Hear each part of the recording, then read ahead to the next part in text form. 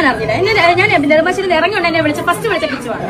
അമ്മ എന്നോണ്ട് വിശേഷം ഇറങ്ങിയോന്ന് ചോദിച്ചു. ഞാൻ അറിഞ്ഞു. അതല്ലാതെ വക്കീൽ നോട്ടീസിന്റെ കാര്യം പറഞ്ഞിട്ടില്ല, ഒന്നും പറഞ്ഞിട്ടില്ല. എനിക്കറിയത്തില്ല എന്താണ് സംഭവം, എനിക്ക് ഒന്നും അറിയത്തില്ല. പിന്നെ എന്റെ പേരിൽ എന്തിനാണ് അയച്ചെന്ന് എനിക്കറിയില്ല. കാരണം ഞാൻ ഒരു അവകാശം എനിക്കില്ല.